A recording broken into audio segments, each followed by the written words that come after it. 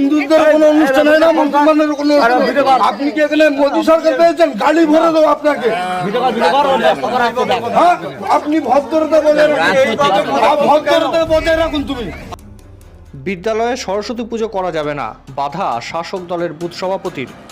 নদিয়া জেলার হরিণঘাটা থানার অন্তর্গত নগরুখরা দাসবেরিয়া দাস গোলডাঙ্গা প্রাথমিক বিদ্যালয়ে বাগদেবী আরাধনা করার উদ্দেশ্যে উদ্যোগী হয়েছেন বিদ্যালয়ের টিআইসি কাশিরাম বর্মন। আর এই উদ্যোগ নিতেই তাকে 24 ঘন্টার মধ্যে ট্রান্সফার করার হুমকি দেওয়ার অভিযোগ উঠল ওই অঞ্চলেরই তৃণমূল কংগ্রেসের বুথ সভাপতি আলিমুদ্দিন মণ্ডল ও তার সহযোগীদের বিরুদ্ধে। বিদ্যালয়ের পড়ুয়াদের অভিভাবকদের নিয়ে আলোচনার মাধ্যমে এই সিদ্ধান্ত নিয়েছিলেন কাশিরাম বর্মন।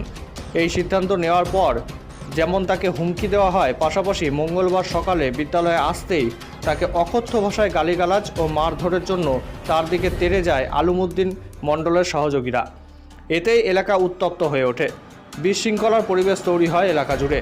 যদিও তৎক্ষণাৎ ঘটনাস্থলে পৌঁছায় নগরুকরা পুলিশ ফাঁড়ির পুলিশ, তড়িঘড়ি পরিস্থিতি সামাল দেয় এবং নগরুকরা পুলিশ ফাঁড়ির ভারপ্রাপ্ত ওসি বিদ্যালয়ের শিক্ষকদের সহ স্থানীয়দের এবং ওই পুজোর বিরোধিতা করার ব্যক্তিদের নগরুকরা পুলিশ ফাঁড়িতে আর যেতে বলেছেন। সেখানে বসেই এই সমস্যার সুষ্ঠু সমাধান হবে বলে জানা গেছে। তবে এই ঘটনার পর রীতিমতো আতঙ্কে রয়েছে বিদ্যালয়ের টিআইসির দায়িত্বে থাকা শিক্ষক কাশিরাম বর্মন। এরপরে বিদ্যালয়ে আসতেও তিনি ভয় পাচ্ছেন বলে জানিয়েছেন আমাদের ক্যামেরার সামনে। প্রশ্ন উঠছে, যেখানে রাজ্যের মুখ্যমন্ত্রী বারংবার বলছেন ধর্ম যার যার, উৎসব সকলের, সেখানে কোনো শিক্ষা প্রতিষ্ঠানে বাগদেবীর আরাধনায় বাধা প্রদানের অভিযোগ উঠল সেই শাসক দলের বিরুদ্ধেই। তাহলে কি মুখ্যমন্ত্রীর নির্দেশিকায় মান্যতা দিচ্ছেন না শাসক দলের নেতাকর্মীরা? যদিও শিক্ষা প্রতিষ্ঠানে বাগদেবীর আরাধনা হোক, সরস্বতী পুজো হোক চাইছেন ওই বিদ্যালয়ের অন্যান্য শিক্ষক এবং ওই বিদ্যালয়ে চলা দুটি শিশু শিক্ষালয়ের অন্যান্য শিক্ষিকারা সহ এলাকার সকল সম্প্রদায় ও সকল ধর্ম অবলম্বনকারী মানুষেরাও। অত কথা বলো না। কি নাম তোমার? আমি বলছি কি নাম তোমার? অত কথা বলো না। কি নাম তোমার? অত কথা বলো না। কি নাম? নামটা কি? এত কি আছে?